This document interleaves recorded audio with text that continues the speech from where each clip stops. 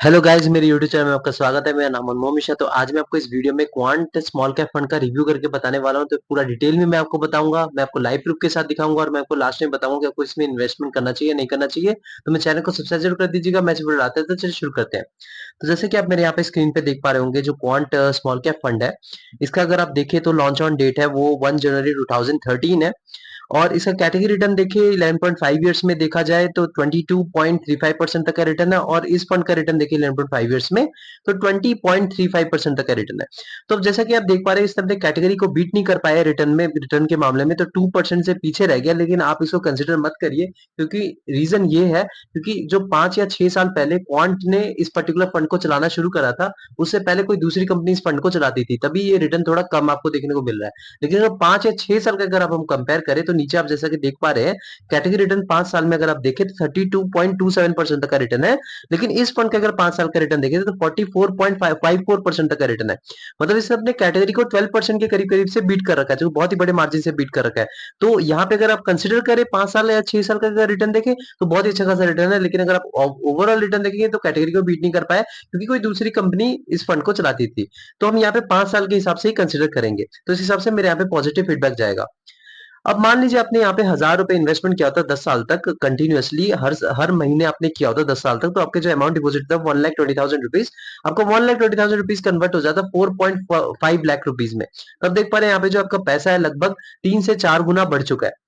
अगर मान लीजिए आपने यही पैसा 10 साल तक कंटिन्यूअसली 1000 रुपए एसआईपी किया होता गोल्ड में, और आपका जो अमाउंट डिपॉजिट होता है वो 1,20,000 रुपीज, और 1,20,000 रुपीज आपको कन्वर्ट होकर 1,96,000 रुपीज हो जाता, तो यहाँ पे जो पैसा है आपका डबल नहीं होता, वो भी 10 साल में, तो डबल के आसपास ही आप मान सकते हैं। अब थर्ड पे जो आ गया वो आपका 1000 रुपए आपने यहाँ पे इन्वेस्टमेंट किया होता मान लीजिए एफडी पे, तो आपका जो 10 साल में जो अमाउंट है वो डिपॉजिट होता है वो 1,20,000, 1,20,000 रुपीज आपका जो बन जाता है वो 1,74,000 होता है। यहाँ पे जो पैसा है डबल तो छोड़े 1.5 गुना भी करीब करीब नहीं हुआ है। तो मान लीजिए आपने यहाँ पे 5 साल का, क्योंकि देखिए मैंने आपको 5 साल का कंसिडर करके बताया क्वांट स्मॉल कैप फंड में, क्योंकि 10 ईयर्स में हम कंसिडर नहीं करेंगे, क्योंकि उससे पहले कोई दूसरी कंपनी चलाती थी। तो 5 साल के हिसाब से देखा जाएगा 60,000 आपका डिपॉजिट होता है। अगर आपने 1,000 रुपीज एसआईपी किया होता, आपका 60,000 रुपए कन्वर्ट हो जाता 2,19,000 रुपीज में। तो अब देख पा रहे हैं आपका जो पैसा है यहाँ पे डबल नहीं 3 गुना हो चुका है, वो भी सिर्फ 5 साल में। तो आपका जो रिटर्न है वो आपका 44.54% का 54% तक का रिटर्न है कंटिन्यूअसली 5 साल तक। मतलब हर साल आपको 44.54% तक का रिटर्न मिला है। तो अब देख पा रहे 5 साल में बड़े मार्जिन में ये रिटर्न आपको दे रहा है, लेकिन 10 ईयर्स में थोड़ा कम रिटर्न दिया, क्योंकि उससे पहले कोई दूसरी कंपनी चलाती थी।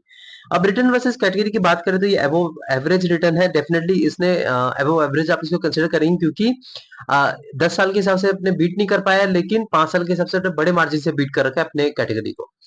रिस्क वर्सेस कैटेगरी की बात करें तो यहाँ पे बहुत ही हाई रिस्क रहेगा, क्योंकि आप देख पा रहे हैं नीचे जो है हम उसके बारे में डिस्कस करेंगे रिस्क एंड रिटर्न रेशियो में, उसका हमें पता चलेगा कि इसका रिस्क क्यों हाई है। अब यहाँ पे देखिए बीटा की बात करें तो देखिए बीटा बेसिकली क्या होता है, आपको वॉलिडिटी पता चलता है with respect to its benchmark. तो यहाँ पे आपको वॉलिडिटी का पता चलता है, अगर बीटा आपका 1 से नीचे हो तो उसको अच्छा खासा आप कंसीडर कर सकते हैं, क्योंकि हमें वॉलिडिटी अपने बेंचमार्क्स के हिसाब से थोड़ा कम मान सकते हैं। लेकिन यहाँ पे बीटा देखिए इस फंड का तो 1.06 है, लेकिन इस कैटेगरी का देखें तो 0.8 है। तो आप देख पा रहे हैं मेरी स्क्रीन पे, तो ये अपने कैटेगरी से बहुत ज्यादा बीटा प्रोड्यूस करता है। मतलब यहाँ पे देखा जाए तो वॉलिडिटी बहुत ही हाई रहेगी, तो यहाँ पे मैं आपको नेगेटिव फीडबैक दूंगा, क्योंकि यहाँ पे बहुत ज्यादा रिस्क है, तो इसलिए वॉलिडिटी पे आपको बहुत ज्यादा देखने को मिलेगी। तो स्टैंडर्ड डिविएशन की बात करें तो स्टैंडर्ड डिविएशन बेसिकली क्या होता है, अगर मान लीजिए आपका एवरेज रिटर्न 15% है, तो 15% से प्लस स्टैंडर्ड डिविएशन का जितना परसेंट है उतना दे सकता है, माइनस उतना परसेंट भी दे सकता है। मतलब मान लीजिए 15% आपका इस ये फंड में अगर आपको interest average on an average दे सकता है, तो आपका स्टैंडर्ड डिविएशन यहाँ पे 20.56 है। तो मतलब मान लीजिए 15 प्लस 20% आप कर दीजिए तो कितना आपका हुआ, तो 30% तक का आपको 35% तक आपको रिटर्न दे सकता है। तो यहाँ पे 15 माइनस 20 कर दीजिए, मतलब आपको -5% तक का रिटर्न भी दे सकता है। तो यहाँ पे अगर आप कैटेगरी देखें तो 15.33 है, लेकिन इस फंड का देखें तो 20.56 है। तो मतलब स्टैंडर्ड डिविएशन के मामले में ये बहुत ज्यादा रिस्की है, बहुत ज्यादा वॉलेटाइल है। तो यहाँ पे आपको बहुत ज्यादा रोलर कोस्टर देखने को मिलेगा डेफिनेटली। अब आप इस फंड में इन्वेस्टमेंट करना चाहते हैं तो यहाँ पे नेगेटिव फीडबैक रहेगा स्टैंडर्ड डेविएशन के मामले में भी। और मिनिमम एसआईपी की बात करें तो 1000 रुपए एसआईपी है। आप अगर स्टूडेंट है तो आपको जैसे पता कि वो 100 या 500 रुपीज है, ज्यादा से ज्यादा 1000 रुपीज का एसआईपी कर सकते हैं। उस मामले में यहाँ पे पॉजिटिव फीडबैक रहेगा। वन टाइम इन्वेस्टमेंट अगर आप करना चाहते हैं, लमसम करना चाहते हैं, 5000 रुपीज से लमसम कर सकते हैं। लॉक इन पीरियड की बात करते हैं, कोई लॉक इन पीरियड नहीं, कभी भी आप इन्वेस्टमेंट कर सकते हैं, कभी भी आप इसमें पैसा विड्रॉ कर सकते हैं सेल करके। एईएम साइज की बात करें तो एईएम का फुल फॉर्म होता है एसेट अंडर मैनेजमेंट। तो कितना पैसा इस पर्टिकुलर फंड में इन्वेस्टेड है, तो यहाँ पे देखा जाए तो 20,164 करोड़ रुपीज तक का इस पर्टिकुलर फंड में इन्वेस्टमेंट हो रखा है। तो देखो पैसा बहुत ही ठीक ठाक है, क्योंकि मैंने आपको हर वीडियो में बताया अगर एएम साइज कम है तो उसमें भरोसा करना बड़ा दिक्कत हो जाता है, मतलब फंड को भरोसा आप कर नहीं सकते। लेकिन अगर एएम साइज कम ज्यादा है तो इसमें क्या होता है, फंड मैनेजर को मैनेजमेंट करने में दिक्कत आ जाती है। कभी कभी आप सुने होंगे कि जो एसआईपी बंद कर देते हैं, इन्वेस्ट क्या कहते हैं लमसम भी बंद कर देते हैं, तो रीजन क्या होता है कि इसमें फंड मैनेजर मैनेजमेंट में दिक्कत आ जाती है। लेकिन इसमें कोई बड़ा इंपैक्ट नहीं है, लेकिन पार्शियल इंपैक्ट रहता है। एम साइज कम रहता है तो आपको लगता है कि भरोसा नहीं है यार, ये फंड अभी वेल एस्टैब्लिश नहीं है, बहुत लोग इसमें इन्वेस्टेड नहीं है, पैसा भी इन्वेस्टमेंट नहीं है। तो मैंने आपको हर वीडियो में बता रखा है, अगर आपका जो फंड है वो अगर 10 साल से ज्यादा पुराना है तो आपका जो AUM size basically 10,000 crore rupees से लेकर 30,000 करोड़ रुपीज के बीच में, तो इसको बेस्ट एम साइज माना जाता है। तो यहाँ पे अगर एम साइज देखें तो 20,164 करोड़ रुपीज है, तो एकदम बेस्ट एम साइज है।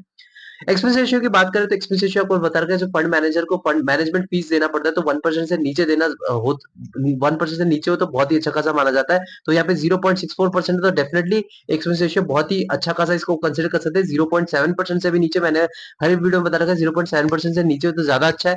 1% से सब लोग कंसिडर करते हैं, लेकिन मैं कंसिडर करता हूँ 0.7% से नीचे हो, क्योंकि लॉन्ग रन में ये जो पॉइंट, ये जो आप 0.64% भी देखते हैं, ये लॉन्ग रन में आपको लाखों करोड़ों का डिफरेंस बन जाता है अगर आप इसमें इन्वेस्टेड रहते हैं तो। अगर आपने यहाँ पे एक साल से पहले यूनिट को सेल कर दिया, प्रॉफिट बुकिंग कर दिया, आपको 20% तक का टैक्स देना पड़ेगा, जो कि अभी नया नया आपने देख रहे हो टैक्स लैब पे जो आया है। आप देख पा रहे हो जो नया नया अभी बजट में आया है। और मान लीजिए आपने एक साल से पहले एक साल से ज्यादा रख लिया, मतलब लॉन्ग टर्म पे आपको 12.5% तक का टैक्स देना पड़ेगा। लेकिन हाँ, 1,25,000 तक आपको छूट है, मतलब अगर आपको प्रॉफिट बन रहा है उसके बाद जो आपको बन रहा है तो 12.5% तक आपको टैक्स देना पड़ेगा। उसके बाद आपने एक साल से पहले आपने एग्जिट मार लिया तो आपको 1% तक एग्जिट लोड देना पड़ेगा। और एक साल के बाद आपने सेल करा तो आपको कोई भी एग्जिट लोड देने की जरूरत नहीं है। और यहाँ पे मार्केट कैपिटल की बात करते हैं तो यहाँ पे इनका मिड कैप में कोई भी एलोकेशन नहीं है, 0% है।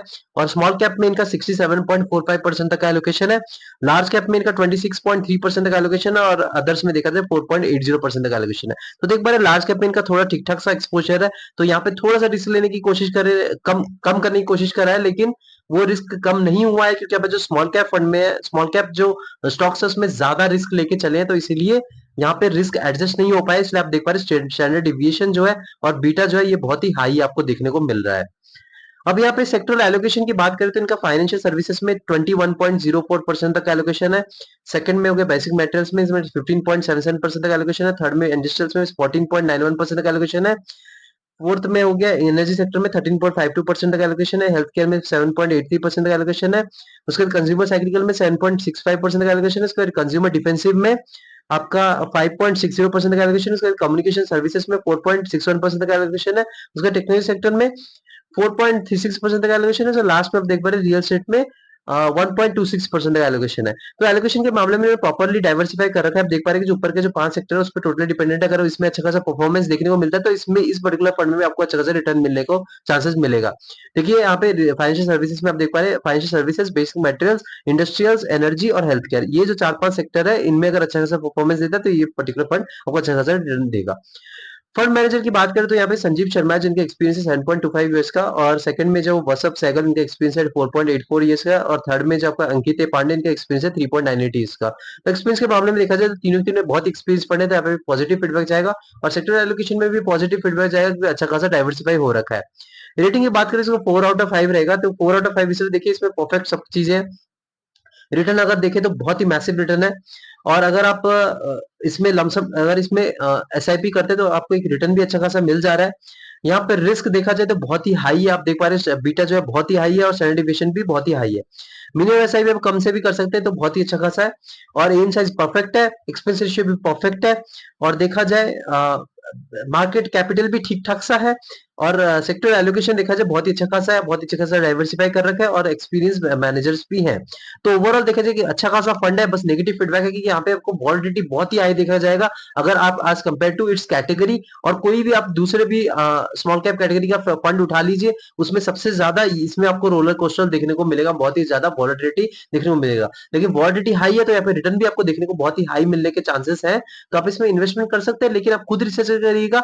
और अगर आप इसमें करते हैं तो आपको टाइम फ्रेम बशर्ते 7 से 10 साल तक आपको डेफिनेटली टाइम फ्रेम चूज करना पड़ेगा, क्योंकि अगर आप इस स्मॉल कैप कैटेगरी का फंड चूज करते हैं तो वो रिस्क ज्यादा बन जाता है। लेकिन यहाँ पे रिस्क में भी हाई रिस्क ले रहे हैं, क्योंकि ये क्वांट स्मॉल कैप फंड है, ये और दूसरे स्मॉल कैप फंड से भी ज्यादा रिस्क की है। तो रिस्क से अगर आप हाई रिस्क ले रहे हैं तो यहाँ पे आपको उस हिसाब से ही इन्वेस्टमेंट करना चाहिए। सारा पैसा आप इसमें मत लगाइएगा, कुछ पोर्शन अपने पोर्टफोलियो का इसमें आप इन्वेस्टमेंट कर सकते हैं, क्योंकि लॉन्ग टर्म में आपको अच्छा खासा रिटर्न देखने को मिल रहा है। लेकिन यहाँ पे वॉलिडिटी देखने को आपको डेफिनेटली मिलेगी। अगर आप वॉलिडिटी से बच रहे हैं तो डेफिनेटली आपको एक अच्छा खासा रिटर्न लॉन्ग टर्म में 10 से 15 साल अगर आप देखेंगे तो मिल जाएगा। तो मैं चैनल को सब्सक्राइब जरूर कर दीजिएगा, मैं सिर्फ बुलाता था। Thank you.